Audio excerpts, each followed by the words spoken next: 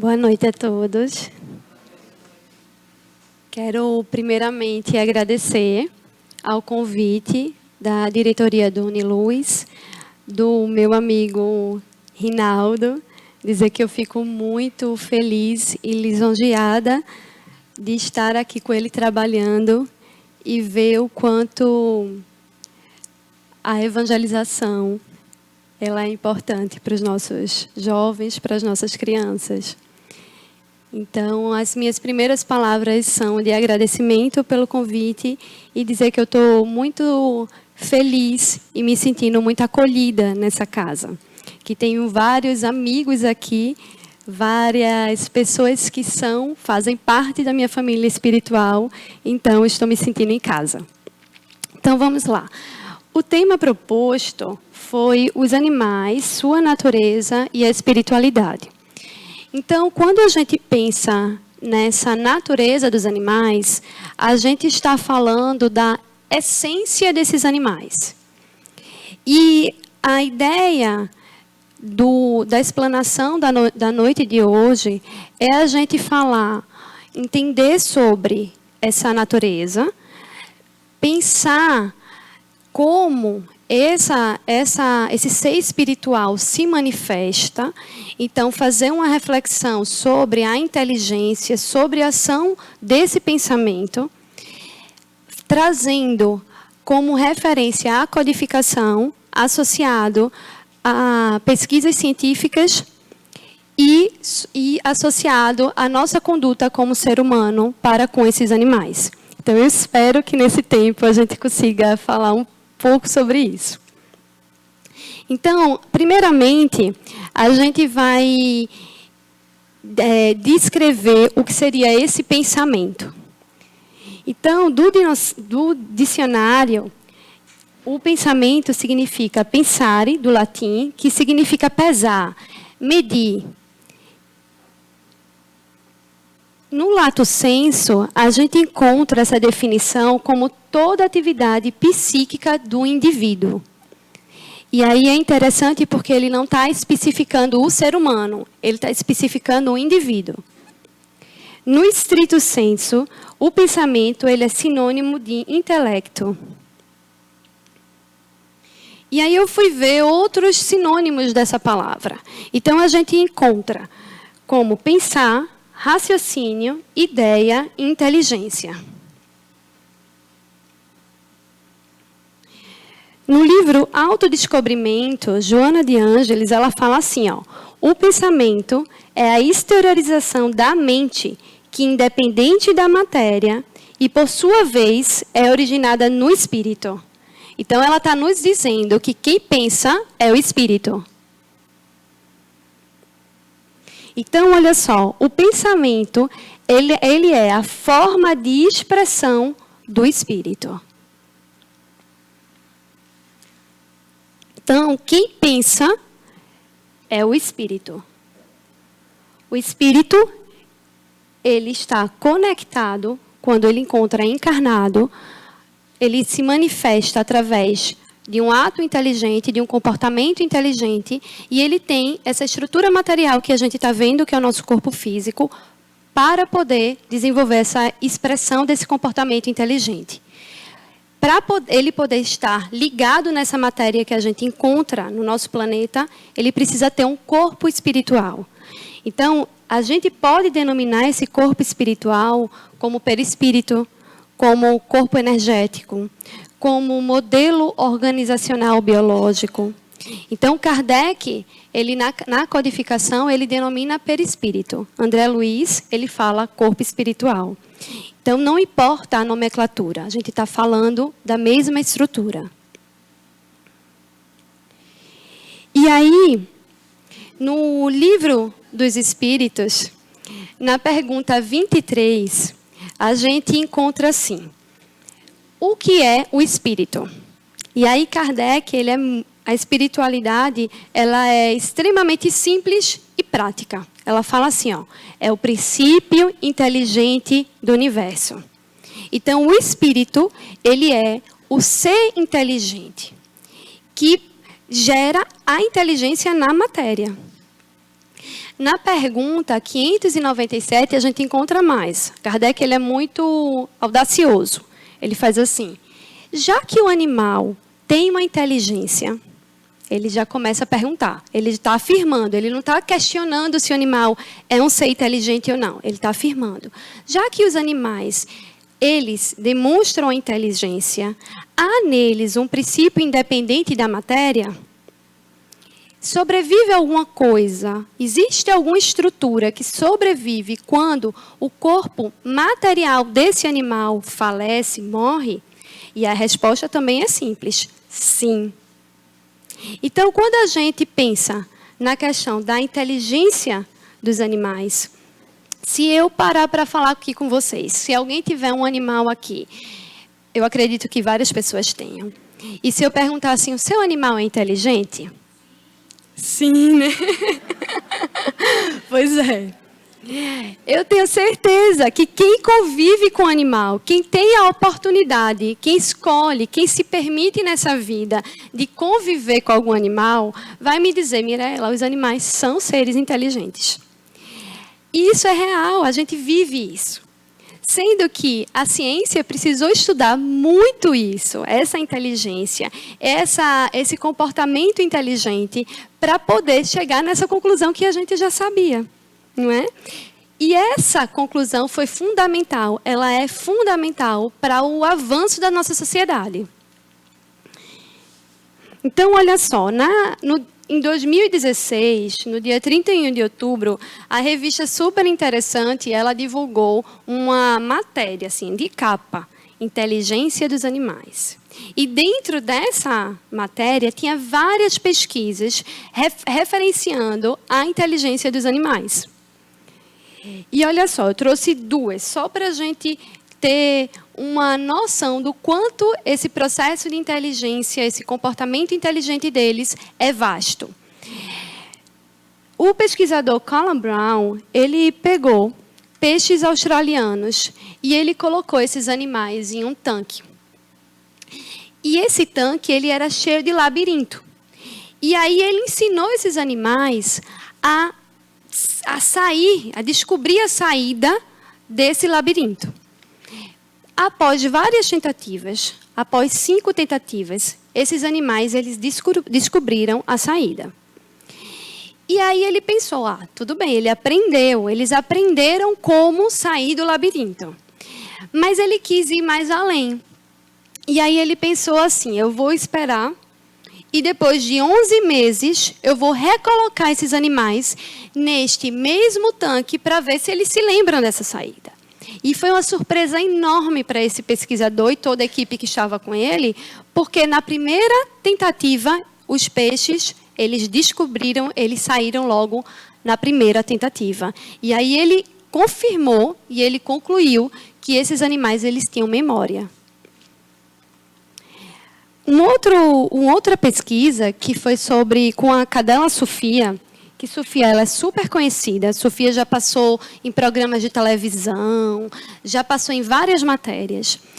Um grupo de veterinários, etólogos, psicólogos se juntaram e fizeram um painel. E nesse painel tinha várias identificações. Então, por exemplo, se Sofia estava com fome, ela ia lá na figura que representava a comida e apertava. Se Sofia estava com sede, se Sofia queria passear, se ela queria brincar, era igual. Ela ia lá na parte do painel que representava passeio, brincar, e ela ia lá e dizia o que ela queria. Então, Sofia já estava dizendo para os cientistas quando ela tinha fome, quando ela queria passear, quando ela queria comer, brincar, enfim. Mas os cientistas pensaram, ela está condicionada. Vamos ver mesmo se Sofia está dizendo o que ela está querendo. E aí eles mostraram para ela um porquinho da Índia. E aí eles pensaram que ela ia dizer comida. E aí Sofia disse, não, isso não é comida não, isso é brincar. E foi lá e apertou no brincar. Então eles viram que realmente o fato dela ir lá e apertar no que ela queria, ela estava informando para eles o raciocínio que ela estava tendo naquele momento. o pensamento que ela estava formulando para desenvolver a ideia inteligente. E aí, como seria esse pensamento dos animais? Não é? No livro Evolução em Dois Mundos, André Luiz nos conta que os animais eles pensam de forma fragmentária. Eles têm ideias fragmentos. Como seria isso? Por exemplo, quando a gente acorda de manhã, a gente faz uma sequência de ideias.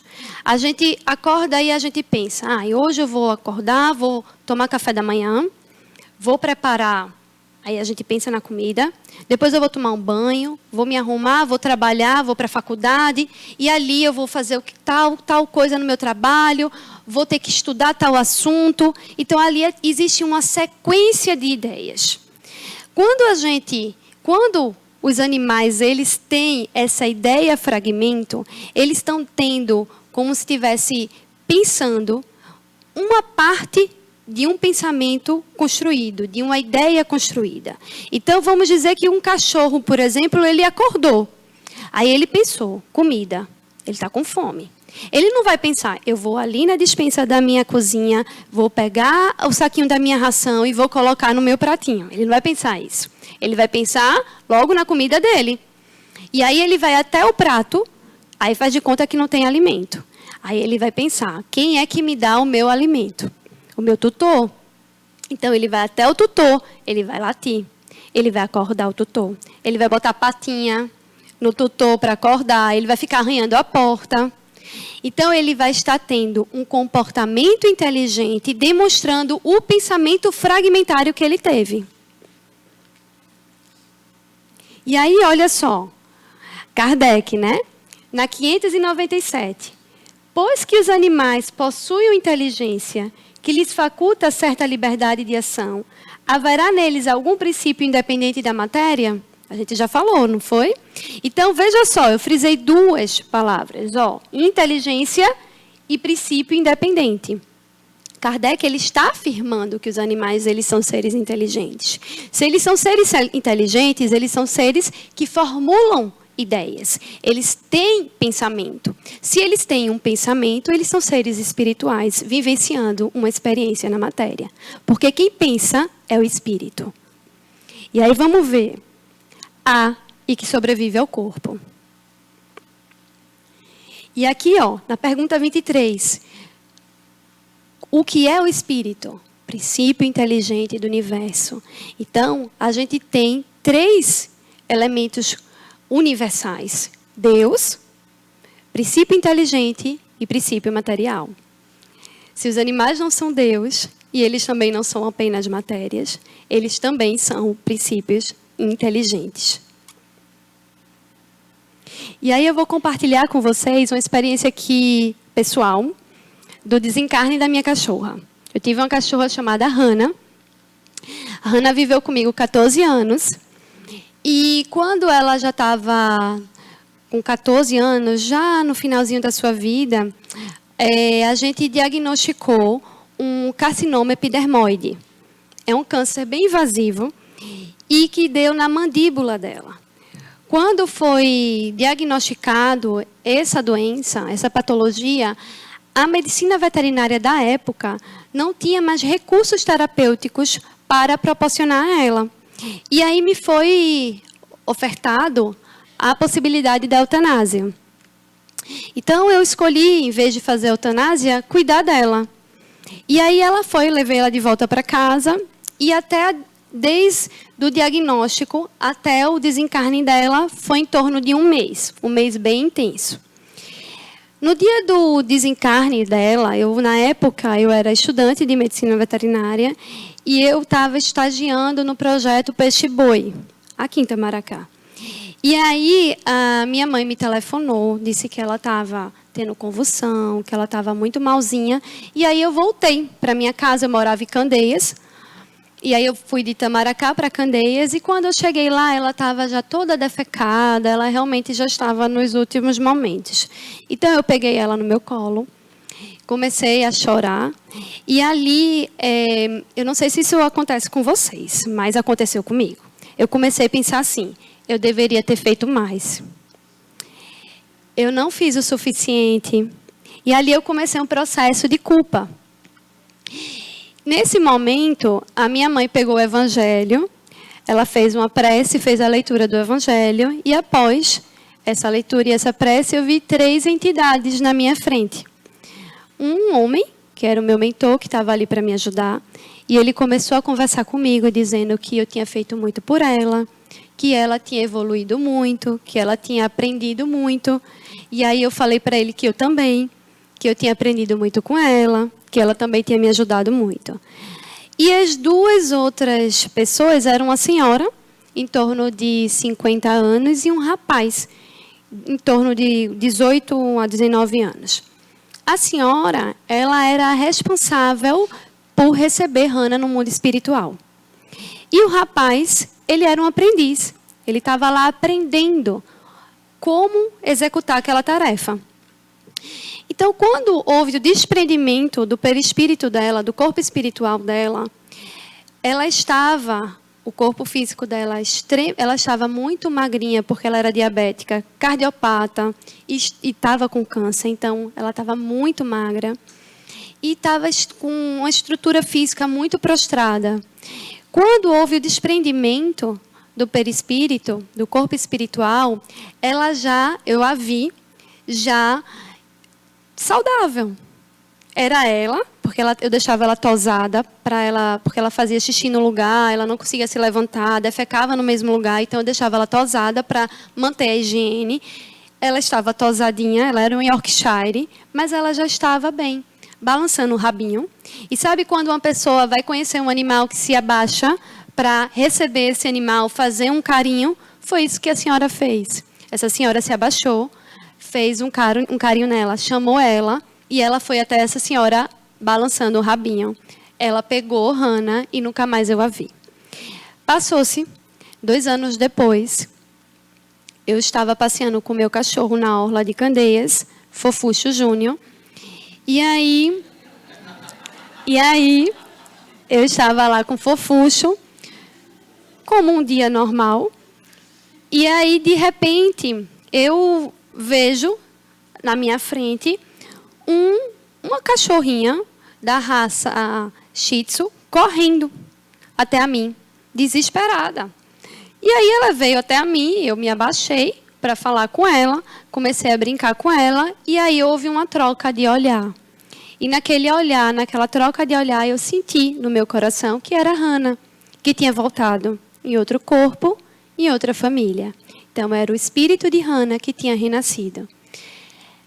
Naquele momento, mais uma vez, eu vi a misericórdia de Deus na minha vida e nas nossas, porque todos os dias, pequenos milagres acontecem na nossa vida. E nesse momento eu agradeci a Deus, conversei com ela, disse que a gente sempre estaria ligadas pelo nosso amor, mas que se ela nasceu em outra família, é porque havia uma necessidade de evolução para ela, para essa família e para mim, que estava, naquele momento, separada fisicamente dela. Tentei conversar, explicar para ela voltar para a família dela naquele momento, né?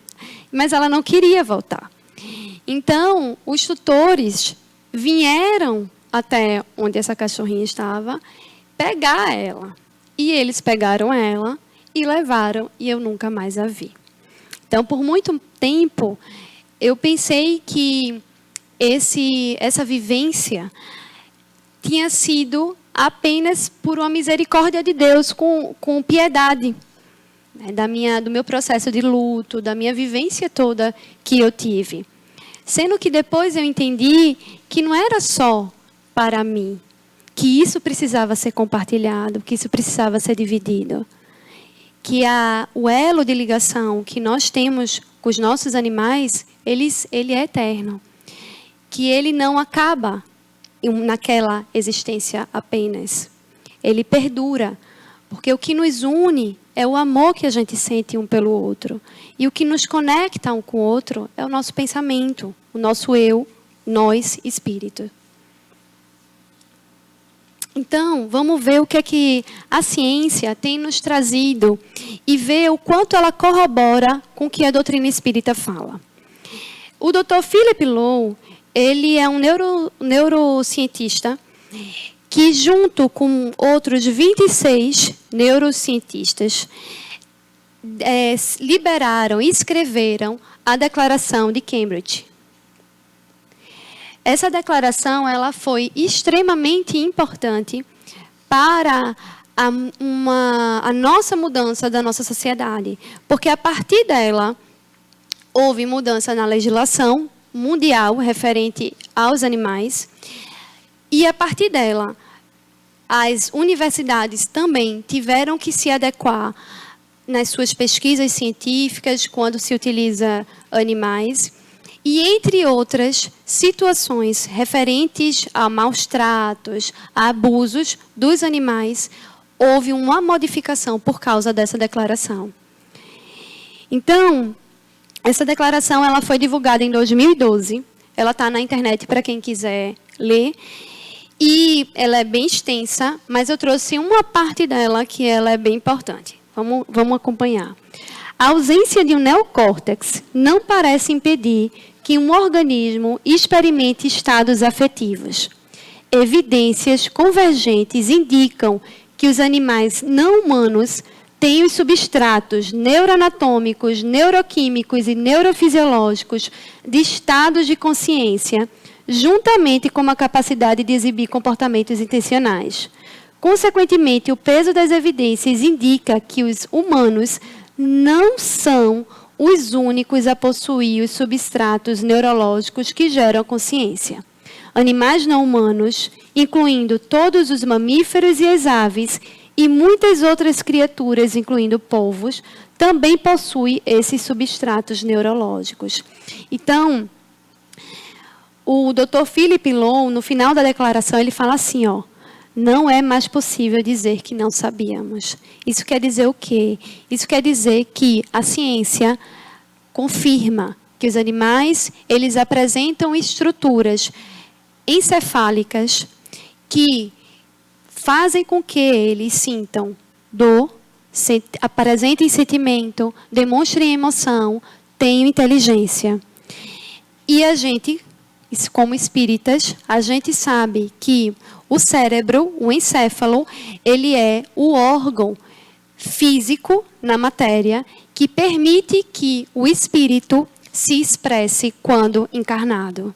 Então, os animais, eles apresentam todas essas estruturas, o que corrobora com a doutrina espírita, quando Kardec diz: os animais, seres inteligentes, quando o corpo físico deles falece, sobrevive algo? Sim, sobrevive. Já que eles são seres inteligentes, princípios inteligentes, espíritos vivenciando uma experiência na matéria, assim como nós. E aqui, a partir da Declaração de Cambridge, surgiu um neologismo da palavra senciente. Então, essa imagem ela é bastante forte. É uma macaca sofrendo pela morte do seu filhote. E essa palavra senciente significa que sente. Então, a partir daí, os animais são considerados seres que têm sentimentos, emoções, sofrem, sentem dor e têm inteligência. Consequentemente, pensam. Então, a ciência já concorda que os animais, eles vivenciam processos de luto. Aqui nessa imagem, vocês estão vendo esse elefante sofrendo com a morte do seu companheiro da matilha. Os animais têm a capacidade de construir instrumentos para atingir um determinado objetivo. Eles se auto-identificam. Então, eles se olham, o golfinho, quando ele se olha no espelho, ele sabe que é ele que está ali. Os chimpanzés também têm essa capacidade. Então, a ciência corrobora que esses animais são seres inteligentes, que esses animais têm consciência. E aí, na Gênese, a gente encontra assim, Esse invólucro é inseparável da alma. É o veículo de transmissão do pensamento e, durante a vida do corpo, serve de laço entre o espírito e a matéria. O perispírito representa importantíssimo papel no organismo e numa multidão de afecções que se ligam à fisiologia, assim como à psicologia. Então, veja, quem faz essa transmissão entre o espírito e o corpo físico é o perispírito. E aí, a partir desse princípio, eu resolvi começar a pesquisar esse perispírito, esse corpo espiritual dos animais. Então, eu utilizei a acupuntura para trazer esses embasamentos científicos. A acupuntura já é considerada uma especialidade na medicina veterinária.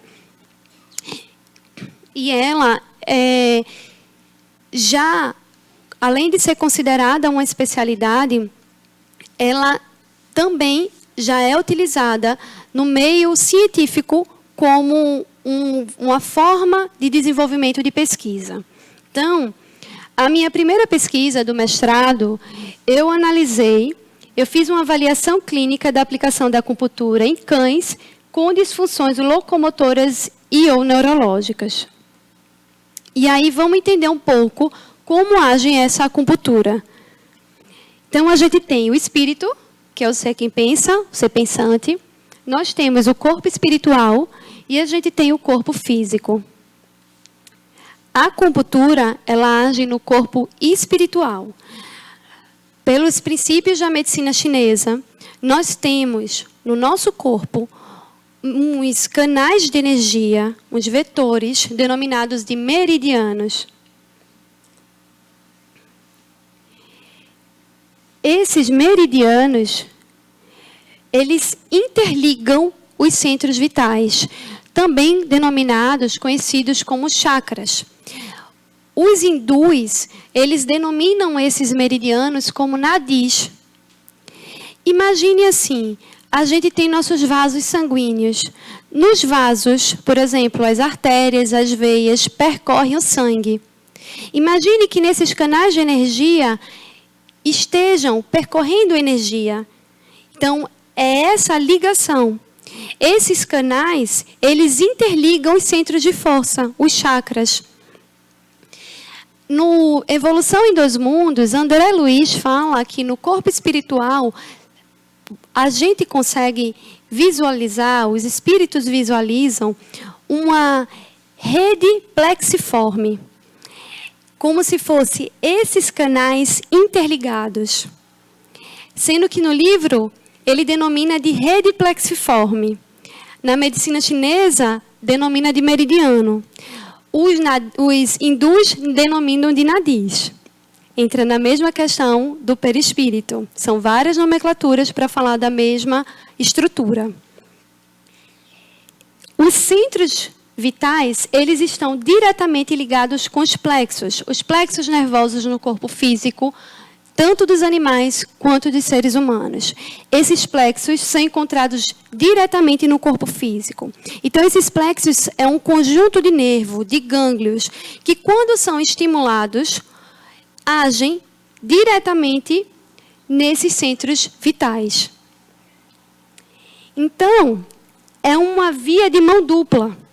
Quando a gente estimula um ponto encontrado no corpo físico da acupuntura, um ponto que está interligando esses meridianos, a gente vai diretamente estar trabalhando essas energias que estão nesses centros vitais e nesses meridianos, promovendo o equilíbrio dessa energia. Da mesma forma, a gente está também estimulando o nosso sistema nervoso, através do estímulo do sistema nervoso periférico e, consequentemente, do sistema nervoso central. Então, é uma via de mão dupla. Então, quando a gente pensa na acupuntura, se eu tenho um efeito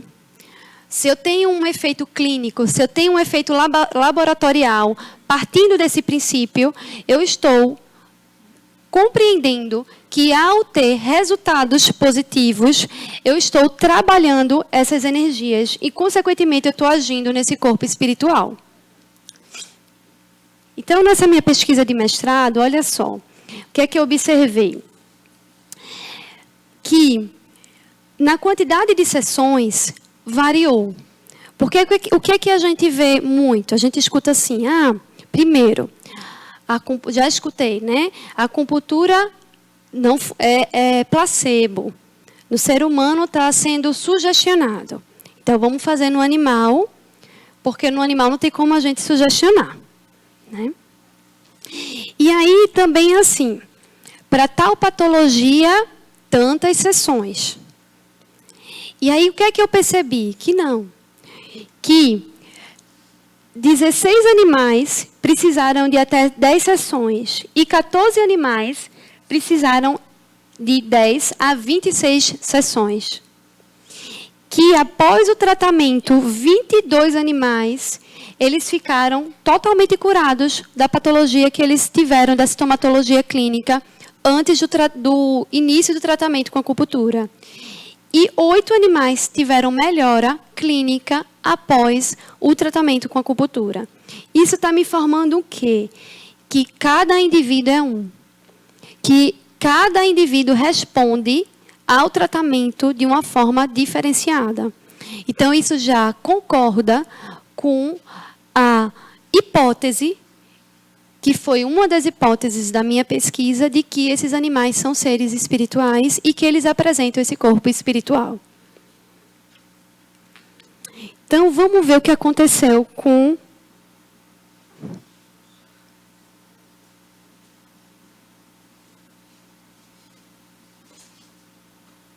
um desses animais, né? Aqui é o tratamento do Black. O Black, ele teve sequela de sinomose. A sinomose é uma virose extremamente agressiva. Ela atinge vários sistemas orgânicos do animal. E quando atinge o sistema nervoso, normalmente o animal pode chegar a um quadro de tetraparesia, eles podem ter convulsão, eles podem ter várias alterações clínicas, chegando a falecer. Então, o Black, ele estava assim, ó, na minha primeira consulta, ele estava nesse estado. Ele só fazia isso. Ele não conseguia, ele estava no quadro de tetraparesia, ele não conseguia ter movimentos. E aí a gente começou a fazer o protocolo terapêutico com ele, analisando todo o aspecto psicológico, todo o aspecto clínico e trazendo as informações da filosofia da medicina chinesa para o protocolo terapêutico desse paciente. Então, aqui, esse chão que vocês estão vendo é um chão lá da Universidade Rural, né? Minha pesquisa foi feita aqui. É um chão do hospital veterinário que é extremamente liso e super difícil para os animais se locomoverem, mas o Black estava ótimo, né? Saiu ótimo.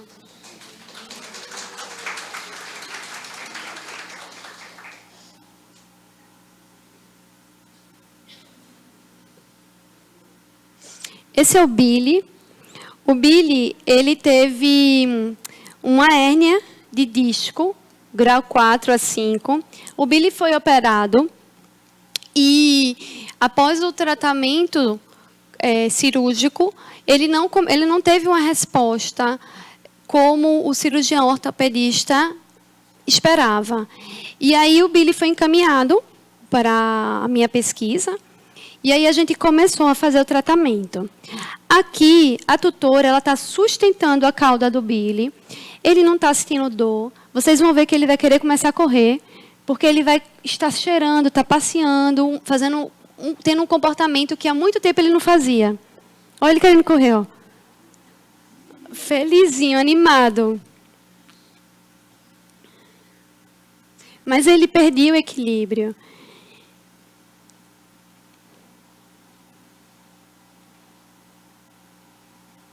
Aqui, eu pedia para a tutora ficar aqui na frente, chamando ele, para ele poder ter um estímulo, uma vontade de se levantar.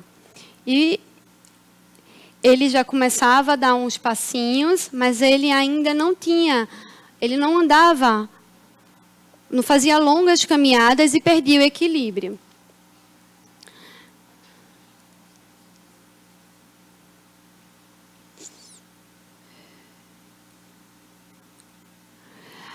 Billy começou a se levantar sozinho, mas ele ainda perdia o equilíbrio. E aqui eu estava correndo atrás dele, isso aqui é minha sombra, correndo desesperada para poder acompanhar o Billy, que foi quando ele recebeu a alta. Então, vocês estão vendo que quando o comportamento clínico, a resposta clínica dos animais após o tratamento, isso só são 2 animais que eu trouxe. Né? Então, o total foram 30 animais. Então, a resposta clínica, ela é real, ela é evidente. O que está me indicando que esses animais, eles apresentam sim esse corpo espiritual, já que toda a pesquisa ela foi baseada nessa compreensão que esses animais são seres integrais.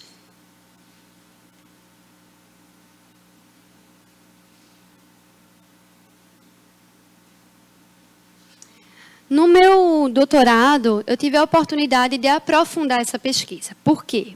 Porque apesar da gente ter essas evidências de imagens, de fotos, de declaração do tutor, eu ainda tive muito questionamento referente às análises estatísticas.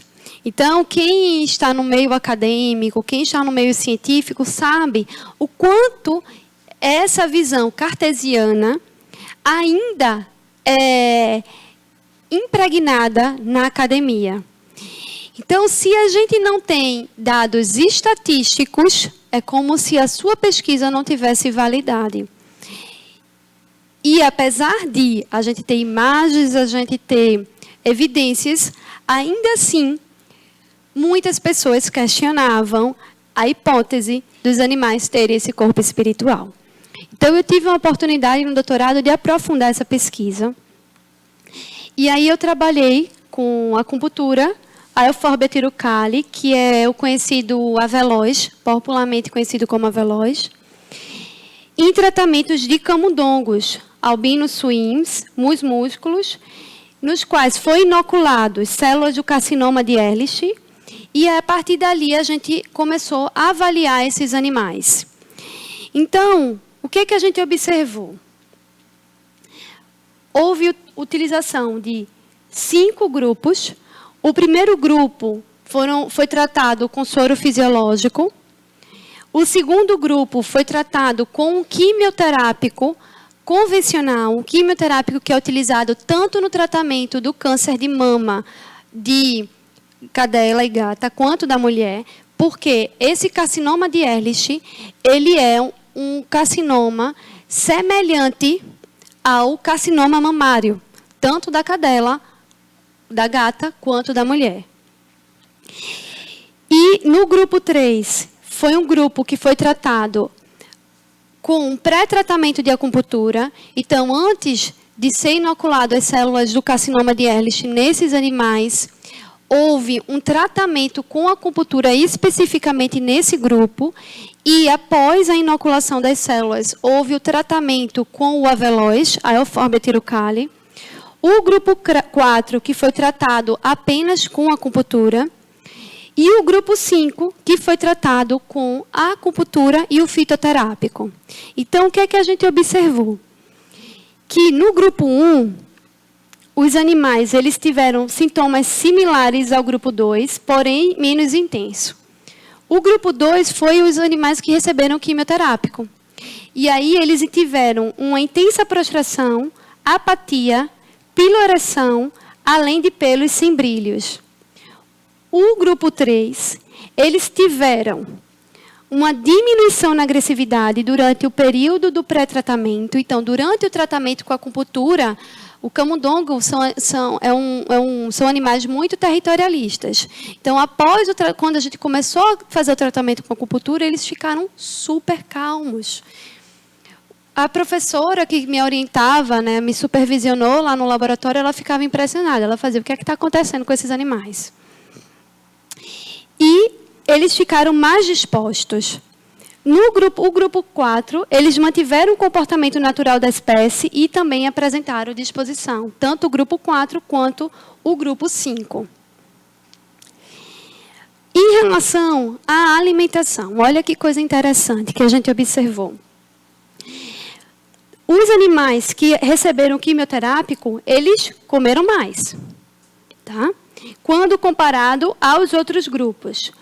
Os animais que receberam tratamento com acupuntura e o fitoterápico, eles se alimentaram, entretanto, menos quando comparado aos que receberam apenas o quimioterápico. Entretanto, os que receberam quimioterápico foram os que menos ganharam peso. Eles comiam mais, mas ganharam menos peso. Diferente dos outros animais que receberam tratamento com acupuntura e o fitoterápico. Eles comeram menos, comparado ao que recebeu a quimioterapia, e ganhou mais peso.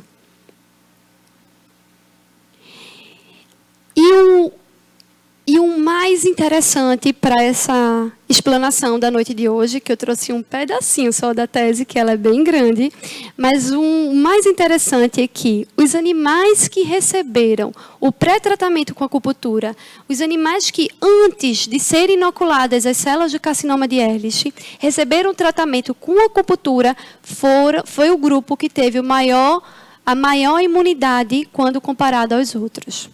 Olha só. Então, isso nos prova que, realmente, esses animais eles têm esse corpo espiritual, sim. Tá? E eu estou falando de um camundongo.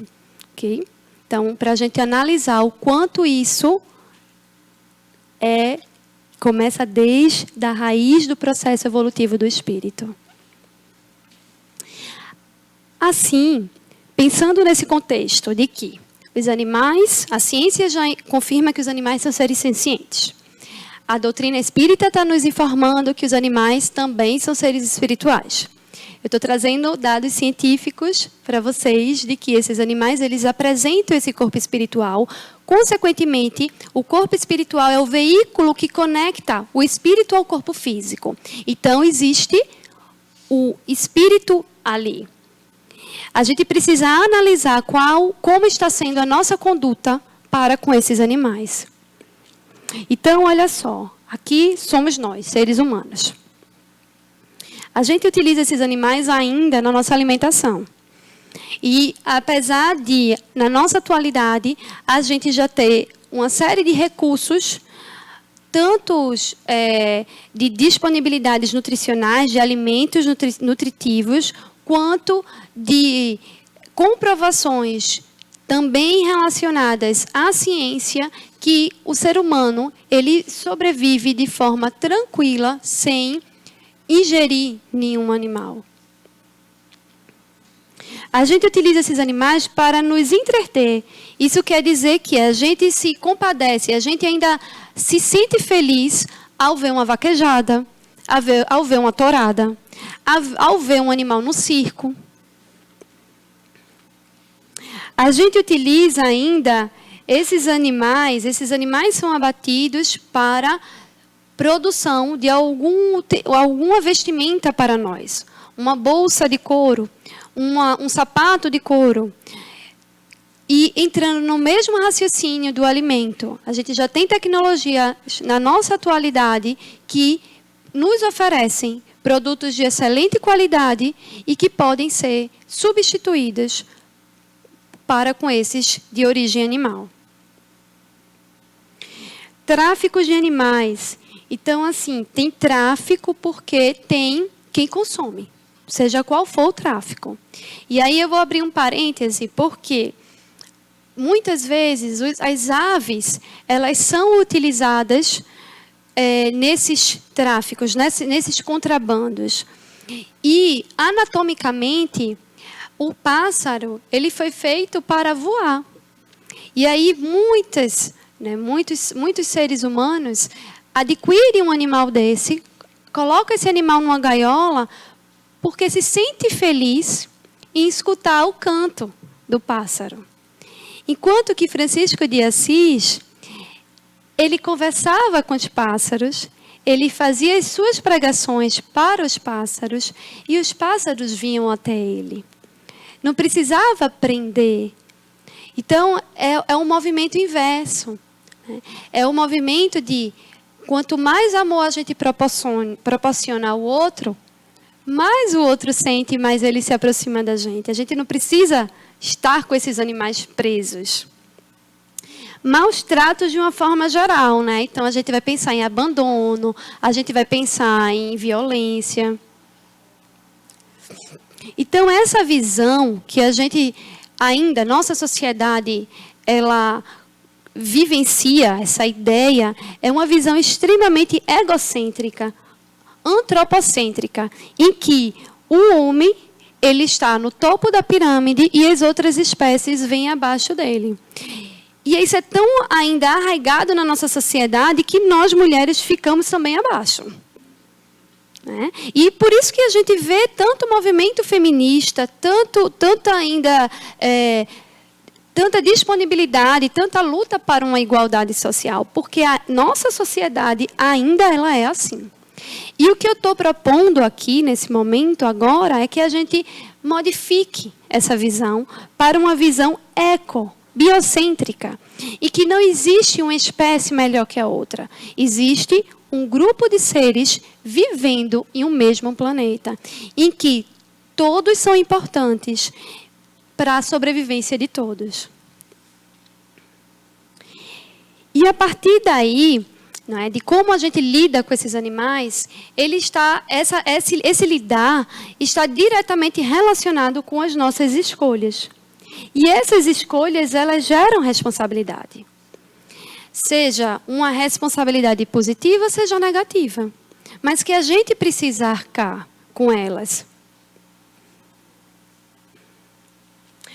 Eu queria, antes de dar continuidade, fazer uma homenagem a essas duas grandes mulheres. A doutora Marlene Nobre, que foi quem iniciou o movimento da AME, da Associação Médico Espírita, tanto no Brasil quanto internacional, e a doutora Irvênia Prada, que foi quem também iniciou o movimento do Núcleo de Medicina Veterinária e Espiritualidade. Então, eu queria deixar aqui a minha homenagem registrada a essas duas grandes mulheres que escolheram fazer diferente. Escolheram ir contra o comum. Escolheram fazer uma quebra de paradigmas e, graças a elas, a gente tem também o nosso NUVET agora aqui em Pernambuco. Então, fica aqui a minha homenagem a elas. Então, vamos continuar. A partir dessas escolhas que a gente está conversando, houve essas duas mulheres e outras pessoas que escolheram começar um movimento diferenciado, que é o Núcleo de Medicina Veterinária e Espiritualidade. Então, a gente tem como compromisso íntimo de divulgar a espiritualidade relacionada aos animais, trazer esse embasamento científico, trazer também esse embasamento moral, para que a gente possa, a partir dessas informações, começar a fazer pequenas mudanças na nossa vida, mas que sejam mudanças persistentes e que sejam multiplicadoras desse bem. Então, o Núcleo de Medicina Veterinária e Espiritualidade, ele foi fundado inicialmente em São Paulo, pela doutora Irvênia e outros membros. Esse núcleo, ele foi a base desse movimento por causa da doutora Irvênia. E em 2015, no Medinesp, que é o maior evento de espiritualidade e saúde de âmbito mundial, eu tive a oportunidade de conhecer a doutora Irvênia e de conhecer esse movimento do NUVET. E no próprio Medinesp, conversando com a Rosane Niceias, que é a presidente da Associação Médico Espírita daqui de Pernambuco, falei para ela assim, vamos fundar um NUVET? E aí ela olhou para mim, deu um sorriso, e ali o NUVET nasceu. Então, a gente conheceu esse movimento em junho. Em agosto, a gente estava começando o nosso grupo de estudo. A Beatriz, uma estudante na época de medicina veterinária, agora ela já está formada, ela também, lá em Uberlândia, ela começou o movimento também do Nuvete na AME de Uberlândia. E lá ela conseguiu, junto com outros companheiros, fundar o Nuvete de Uberlândia. E após o nascimento desses 3 Nuvetes, a doutora Ivênia viu a necessidade de fundar um Nuvete da AME Brasil, porque até então não existia. Então, esse Nuvete foi fundado há 2 anos. Teve, ano passado, o primeiro encontro do Nuvete da AME Brasil. E esse final de semana vai ter o segundo encontro do Nuvete da AME Brasil, que ocorreu e ocorrerá na Federação Espírita Brasileira, em Brasília. Aqui eu quero apresentar para vocês o logo do Nuvete da AME EPE. Dizer que nós temos mensalmente um grupo de estudo. Esse estudo ocorre no 4º sábado de cada mês, na sede da AME, e que agora está vindo para cá. Então, eu acredito que, para quem tiver interesse em participar, é um grupo que é aberto para qualquer pessoa que queira conhecer esse assunto da espiritualidade. Temos integrantes aqui participando, então, essas pessoas que estão com essa camisetinha aqui, vocês vão ver, pode perguntar para essas pessoas, que eu tenho certeza que elas vão se disponibilizar em esclarecer, em explicar, informar. Já tivemos 4 encontros, 4 eventos aqui em Pernambuco, falando exclusivamente sobre espiritualidade e os animais. Então, é um movimento que está sendo crescente aqui, e que eu acredito que vai ainda germinar muito. E aqui eu quero apresentar para vocês o logo do nosso Nuvete da AME Norte, lá em Portugal. Quando eu me mudei para Portugal, há 1 ano e meio, eu tive a oportunidade de conhecer a Paula, a presidente da AME Norte, que fica no Porto. E lá houve a proposta da fundação do Nuvete, na qual foi muito bem acolhida. E junto com mais 3 amigos, nós fundamos o nosso primeiro Nuvete internacional.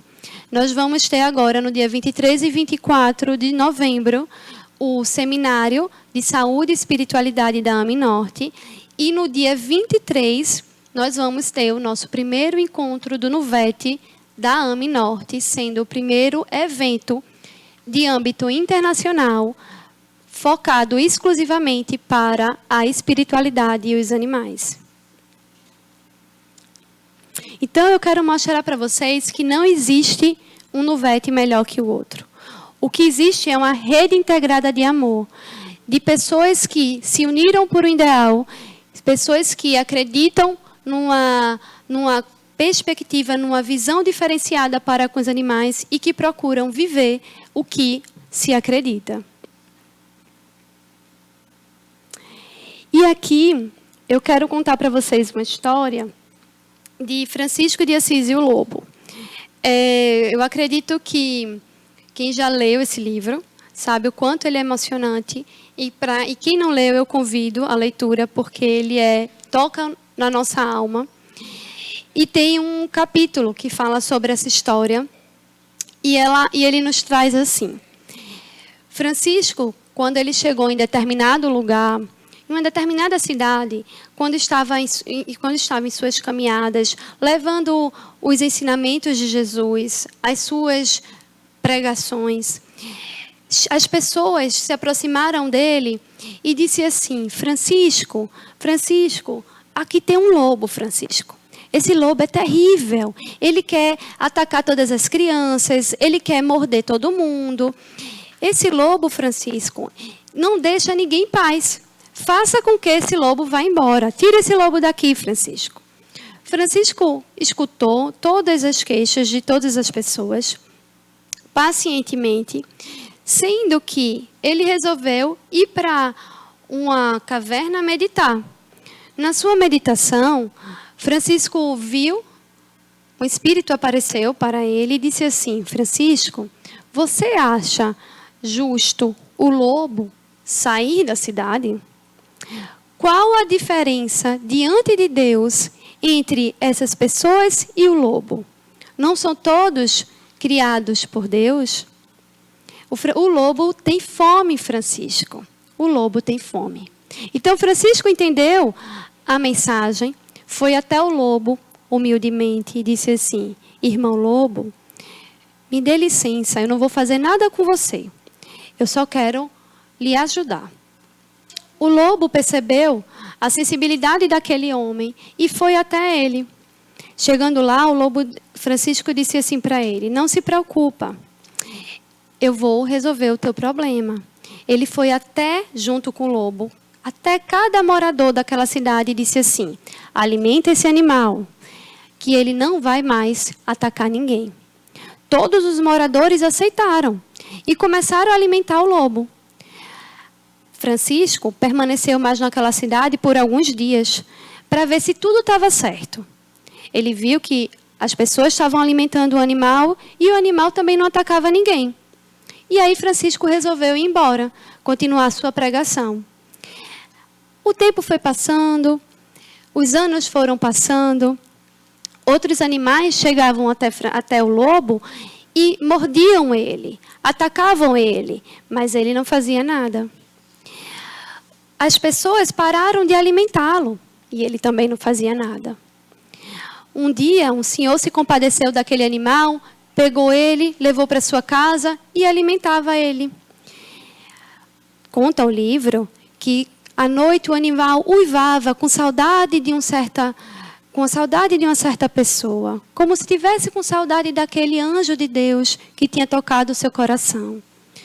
Quando ele desencarnou, um frei veio acolhê-lo no mundo espiritual.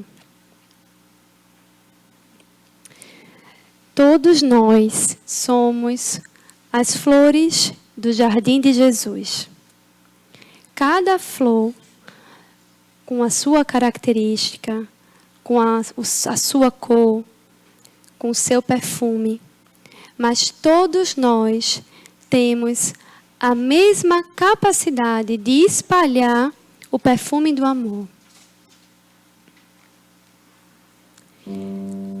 Para encerrar, eu quero compartilhar com vocês uma mensagem que eu escrevi ano passado, num momento de muita concentração e de muita rogativa para com os animais e com um sincero amor para com essa condição que eles ainda vivenciam no nosso planeta.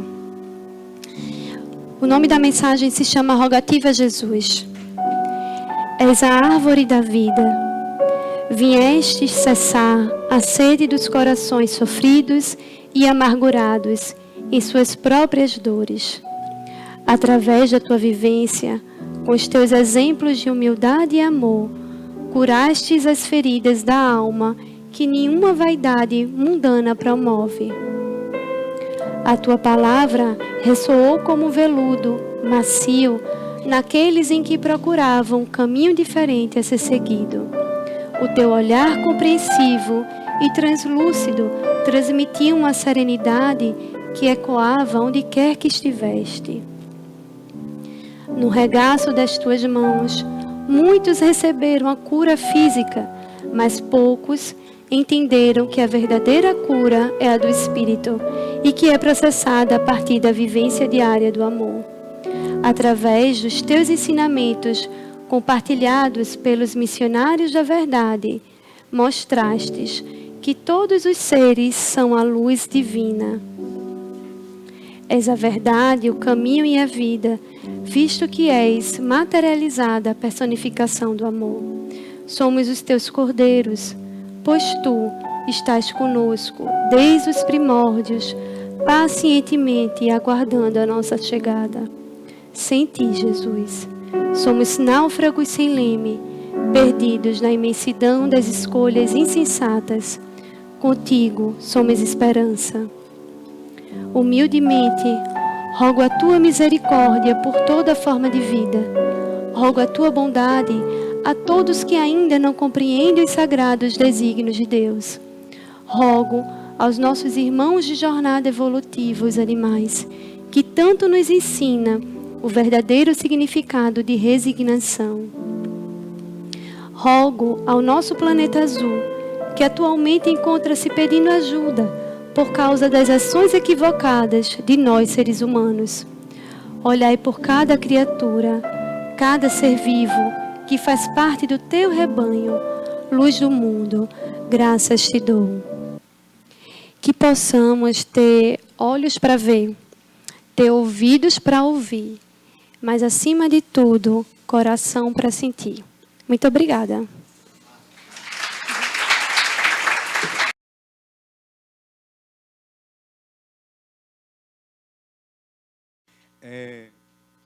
Nós começamos agradecendo por esse primeiro momento, onde certamente muitas questões já foram respondidas, mas agora nós vamos passar, né, para os questionamentos.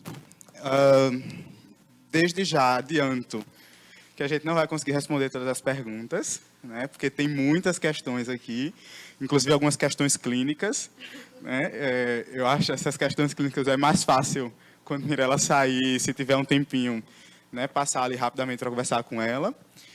A gente vai se deter primeiramente às questões mais ligadas à temática da noite, tá certo? Espiritualidade dos animais. E depois, caso vá dando tempo, a gente vai fazendo também os outros questionamentos.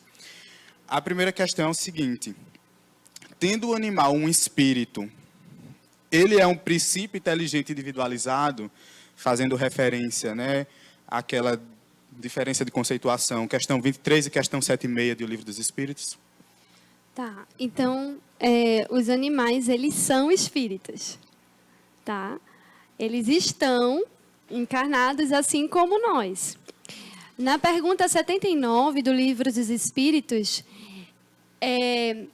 a pergunta, ela está nos informando que, fala assim, já que existem dois elementos universais, o elemento material e o elemento inteligente, o espírito seria a individualização do princípio inteligente? E a resposta é justamente essa, que o espírito, ele é a individualização do princípio inteligente, assim como os corpos é a individualização do princípio material. Então, o que fica difícil para a gente visualizar esses animais como esses seres espirituais é porque a gente ainda, que é normal, a gente ainda olha um espírito como uma estrutura já como na nossa condição, com pensamento contínuo, no período de humanidade. Entretanto, se a gente for parar para pensar, ainda nessa vida, por muito tempo, a gente pensou que Deus era uma personificação. E só quando a gente entrou na doutrina espírita, quando a gente começou a estudar, a gente começou a entender que Deus não é uma personificação. Deus é uma inteligência suprema, uma causa primária de todas as coisas, não é isso? Então, eu gosto muito de fazer essa analogia assim. Por exemplo, pensando em Deus, a gente está aqui, nós estamos imersos no oxigênio. O oxigênio está dentro da gente, e está fora da gente, está em todos. Não é isso que Deus é? Deus não está na gente, Deus não está em tudo. Então, quando a gente começar a trabalhar o nosso olhar para esses animais, entendendo que eles estão apenas num estágio diferente do nosso, não inferior, diferente, a gente vai começar a entender que eles também estão vivendo sua experiência na matéria, numa outra condição. Da mesma forma que, por exemplo, Francisco de Assis, Clara de Assis, que já são espíritos que estão em outra categoria evolutiva, olha para a gente. A gente deixa de ser espírito porque nós não estamos na categoria deles? Não, nós continuamos. E continuamos crescendo. E assim é para os animais. Temos 3 perguntas que falam do mesmo tema, então vamos fazê-la de uma vez. Primeira, quando uma pessoa sofre, entendemos que está resgatando algo. É a lei de causa e efeito. E os animais, no caso de crueldade e sofrimento, o que estão resgatando? Segunda, por que os animais têm doenças kármicas como o ser humano? Exemplo, câncer, como você citou, epilepsia, hérnia de disco e etc. E a terceira pergunta, Mirella, boa noite. Se os animais não estão sujeitos à lei da ação e reação, como explicar as doenças a que estão submetidos, notadamente o câncer? Não seria uma resposta muito singela dizer que estão sujeitos aos problemas da matéria? Obrigado pela palestra. Esse tema, a gente teria só um seminário falando sobre sofrimento, né? Porque sempre é recorrente. Porque, para a gente, é muito doloroso ver o animal sofrendo. É normal, principalmente quando a gente gosta. E quando é um animalzinho que está conosco, né? A gente vê aquele animal sofrendo, isso é muito doloroso. Os animais, eles não espiam. Porque lembra que eu falei que eles têm um pensamento fragmentário? Então, eles estão construindo ainda esse pensamento, essa continuidade desse pensamento. Então, eles não fazem eles não formulam ideias de vingança, por exemplo, ou ideias malignas ou negativas, porque eles ainda estão construindo esse pensamento. Então, eles não têm o que espiar, eles não vão fazer um sofrimento a uma determinada... Eles não vão lhe morder porque eles querem... Um cachorro não lhe morde porque ele quer se vingar de você, porque ele formulou, porque ele... Não, ele não vai fazer isso como, por exemplo, o ser humano que pode planejar uma vingança, que pode matar uma pessoa por vingança. O sofrimento, ele não é só expiatório, né? E eu, particularmente, isso é uma questão minha, eu gosto muito de trocar essa palavra de expiação para educação. Porque expiação a gente fica ainda muito naquela ideia, eu estou pagando, e aí entra no processo de culpabilidade. E educação não, eu estou reparando. É diferente, eu estou aprendendo. E é justamente essa ideia de aprendizado que os animais vivenciam.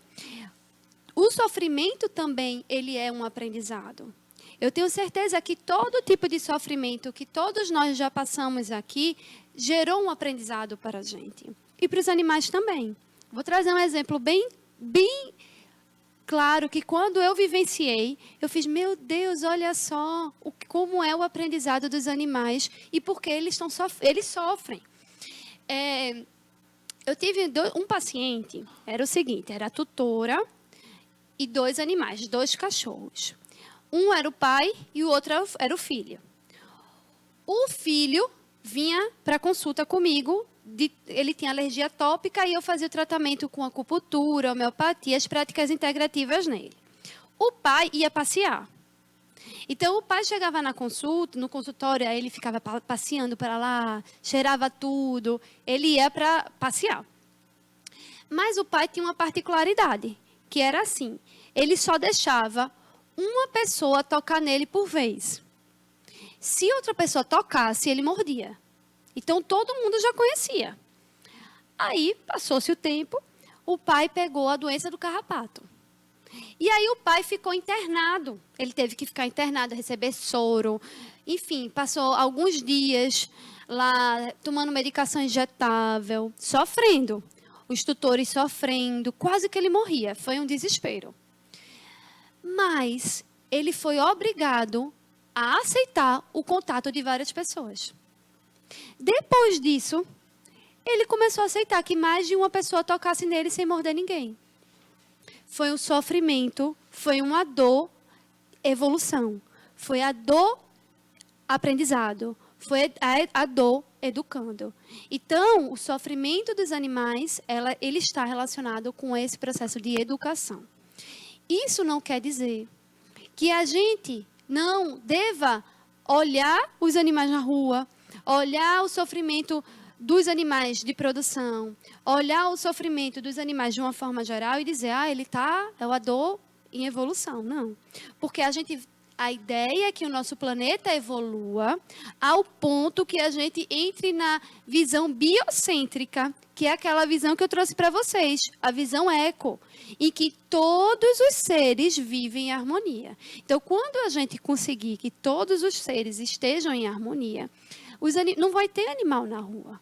Não vai ter animal sofrendo de maus tratos. Porque isso vai ser algo que não vai estar intrínseco em nós, seres humanos. O natural vai ser nós trabalharmos e convivermos harmonicamente. Próxima pergunta. Diversas obras espíritas, como Emmanuel, André Luiz, Joana de Ângeles e outros, já abordam sobre a importância do amparo e respeito à vida dos animais. Porém, poucas casas espíritas abordam o tema em palestras e até mesmo nos estudos. Por que você acha que isso acontece? Seria uma espécie de zona de conforto, pois isso faria as pessoas terem que considerar uma mudança no hábito alimentar? A natureza não dá salto. Cada um de nós, nossa sociedade, está no processo de evolução. O olhar para esse tema, o olhar para o animal como um ser espiritual, ele requer modificação. Não só na alimentação, em vários aspectos. Na década no século XVII, René Descartes, ele foi um grande filósofo matemático, e ele dizia que os animais eles eram meros autômatos. Os animais eles viviam apenas pela matéria. Esses animais não tinham sentimentos, muito menos considerar que esses animais poderiam possuir uma alma. Essa ideia desse período, ela ainda persiste até hoje. Ela ainda persiste no meio acadêmico e ela ainda persiste na nossa sociedade. Mas essa visão, ela também aconteceu com os índios, aconteceu com os negros até o século XIX e aconteceu também com as mulheres até o século VI. E só depois de Cristo, em 596, no Concílio de Maicon, houve uma votação de vários bispos e um bispo disse assim: as mulheres têm alma. Então, por causa de um voto, nós mulheres fomos consideradas seres com alma. Então, quando a gente compreende isso, a gente vê que existe um jogo realmente de poder sobre aquele ser. Porque quando um ser, ele é considerado apenas uma matéria, ele não é um espírito vivenciando a experiência na matéria, ele é uma coisa, ele é uma matéria, ele é um objeto. E com a matéria a gente faz, o objeto a gente faz o que a gente quer. Então, o caminhar da mudança social, essa quebra de paradigmas, esse novo olhar para com os animais, ele é gradativo. Ele é lento e gradativo, porque a gente está pensando numa conduta comportamental social de décadas. Mas que, se a gente pensa no ensinamento de Jesus, quando Jesus fala assim, ama teu próximo como a si mesmo, a gente tem que entender que Jesus não falou, ama o ser humano como a si mesmo. Jesus falou, ama o teu próximo. E esse próximo é toda a forma de vida. Então, a partir do momento que a gente se coloca para viver esses ensinamentos cristãos, esses ensinamentos que Jesus nos deixou, a gente começa individualmente a nossa reforma íntima.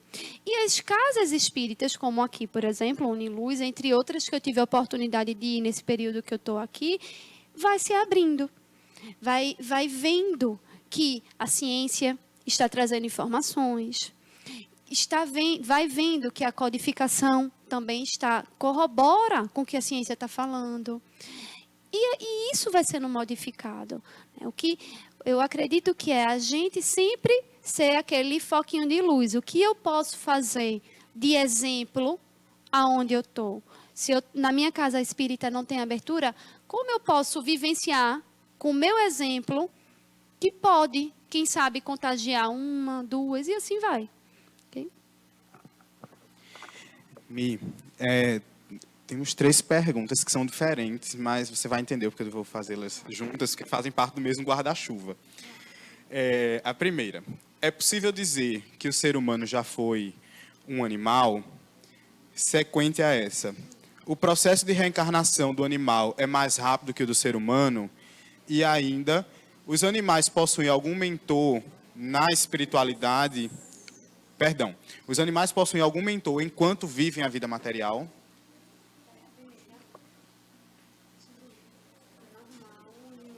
Diz aí que pergunta se o homem já foi um animal. Peraí, calma, vamos por partes, são muitas coisas. O processo evolutivo do espírito é o mesmo. Não é? Então, Evolução em Dois Mundos fala do surgimento do espírito desde as mônadas até a angelitude. Então, todos nós já passamos por essa fase. Agora, animal, gente, animal é assim. Vocês viram que na declaração de Cambridge tinha lá escrito animal não humano e animal humano. Nós somos animais, pela ciência nós somos animais. O que, após essa consciência de que os animais são seres sencientes, houve uma mudança na nomenclatura. Então, nós somos animais humanos. Okay? Então, os animais são animais não humanos. Então, o processo evolutivo do espírito, ele é contínuo. E para a gente estar, como nós estamos, com o pensamento contínuo, a gente teve que adquirir, ter a construção desses fragmentos, desses pensamentos para juntar. Imagine uma frase. Você pega uma frase. Eu estou no Uniluz. Aí vamos dizer que para poder juntar eu estou no Uniluz e formar uma sentença, houve fragmentos, as palavras são os fragmentos. Então, imagine essas ideias fragmentárias desses animais. Eles vão vivenciando as experiências, vão tendo um crescimento espiritual, uma modificação do corpo espiritual, consequentemente, uma modificação no corpo físico. E essas junções desses fragmentos, eu estou no Uniluz, ela vai se tornando mais complexa, até que ele consiga juntar tudo e esse espírito adentre no período de humanidade. A natureza não dá saltos. Então, é toda uma construção desse espírito. Essa foi a primeira. Isso. Aí, a outra é muito legal, talvez você já até tenha respondido. O processo de reencarnação do animal é mais rápido do que o humano? Então, assim, a codificação, ela nos fala, a doutrina, diversos livros, né, de André Luiz, de Emmanuel, nos informa que é mais rápido. Porque o ser humano, a gente ainda tem que avaliar muito o que a gente fez, o que a gente não fez, a gente ainda fica ligado à nossa família, a gente ainda fica ligado à matéria, né? Sendo que também existem vários relatos de animais que permanecem no mundo espiritual. Então, Divaldo, no livro, na revista O Consolador, tem uma matéria sobre Divaldo, falando sobre a vivência dele com os animais e o relato dele dizendo que ele já viu vários animais no mundo espiritual permanecendo. Então, tem o relato do animal, do sultão, o cachorro também de Chico. Enfim, tem vários relatos ainda na literatura falando que esses animais perduram, que pode ficar um tempo mais que outros. Então, não é uma regra, né? A gente está falando de seres individuais. E pergunta se os animais possuem mentor enquanto vivem na vida material.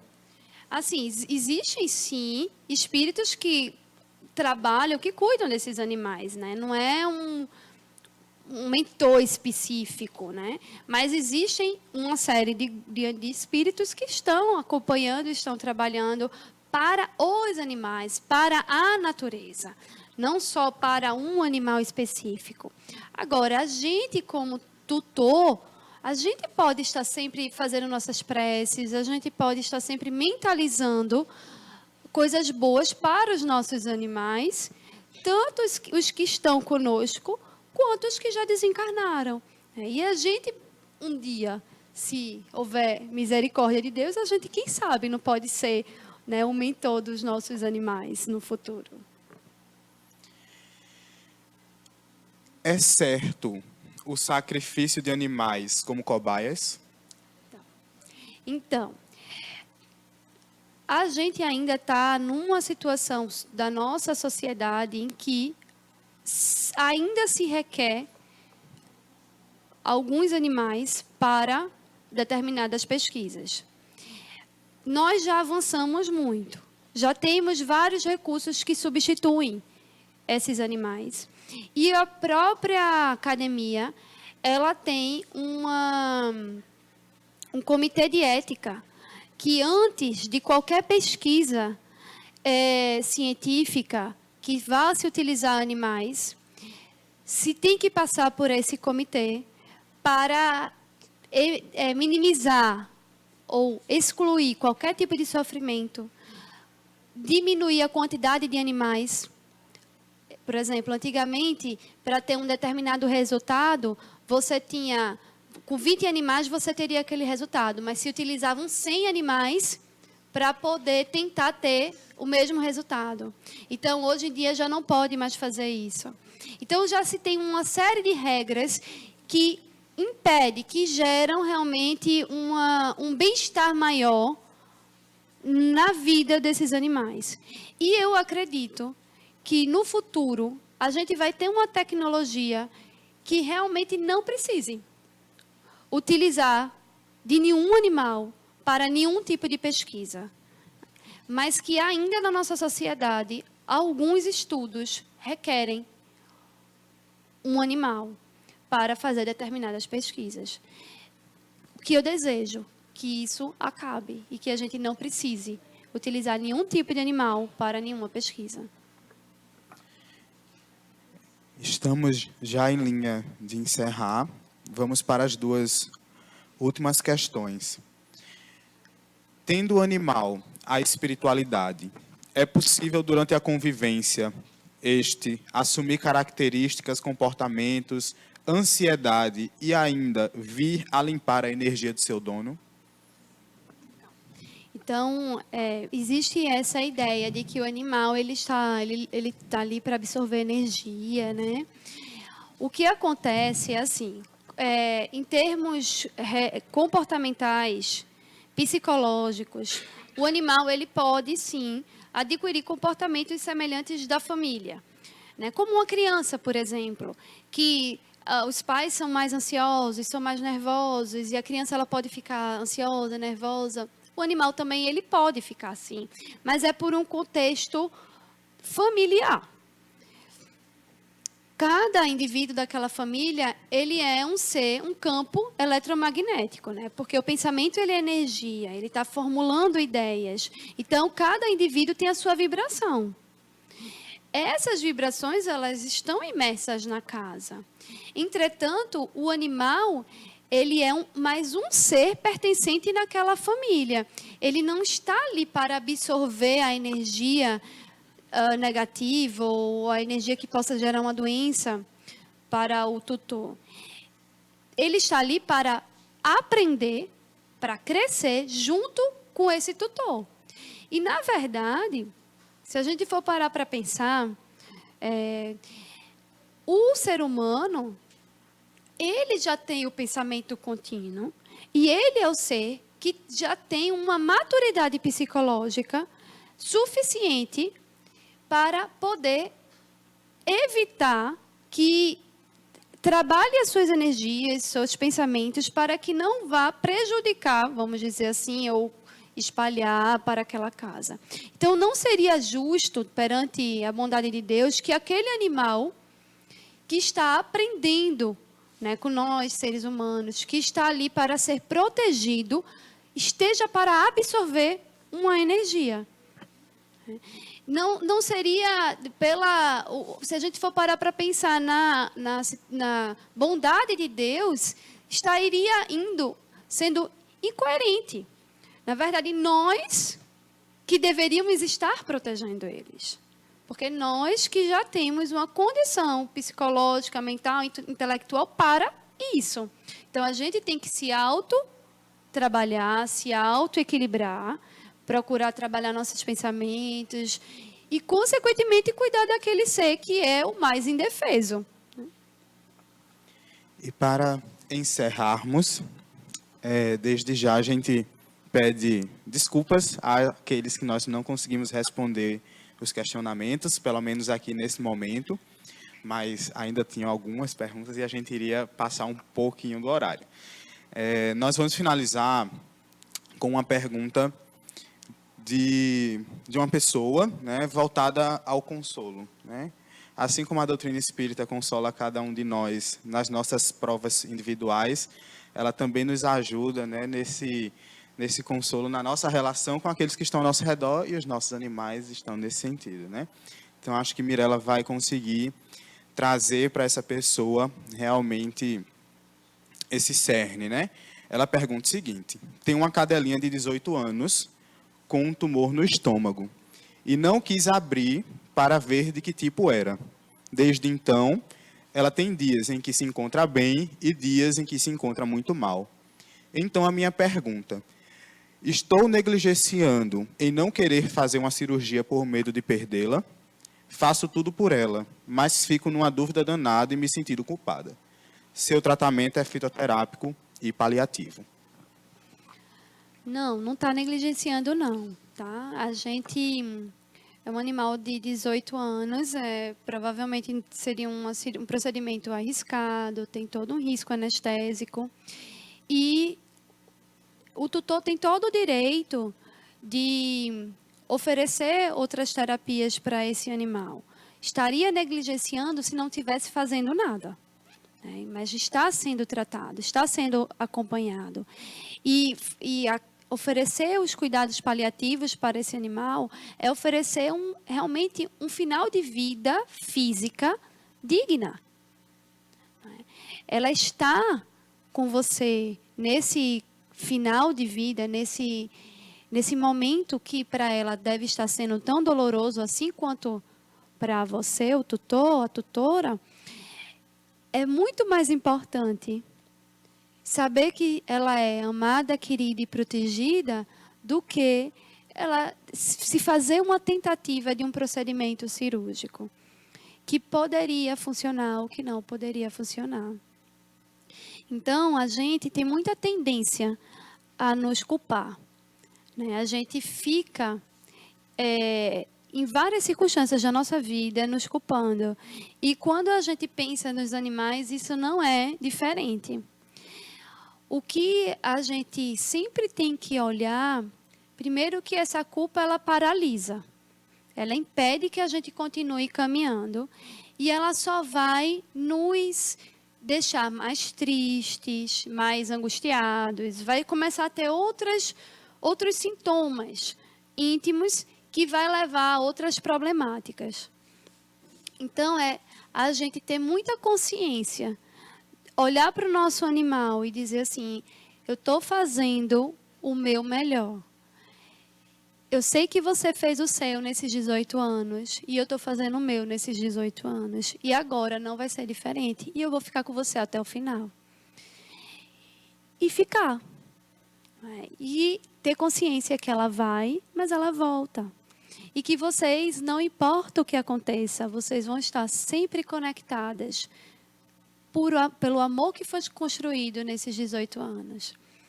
Então, o deixar.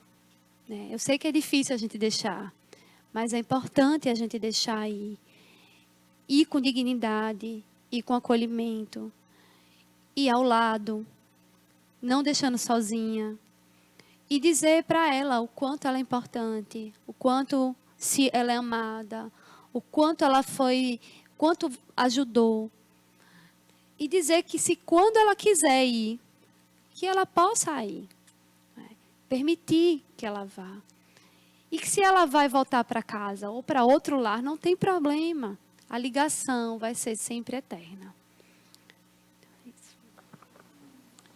Bem, chegamos ao nosso fim.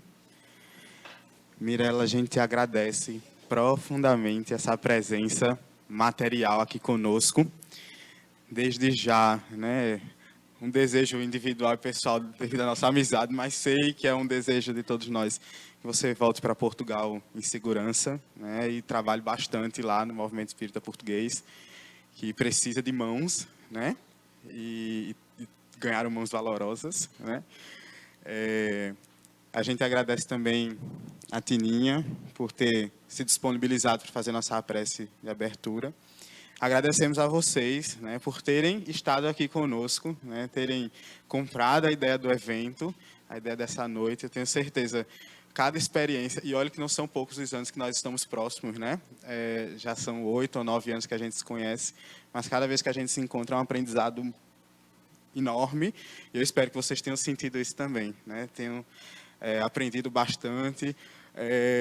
Não sei se alguns lembram, mas há um tempo atrás a aula eu peguei justamente essa temática no ESD aqui, a gente falou muita coisa que eu deixei em aberto.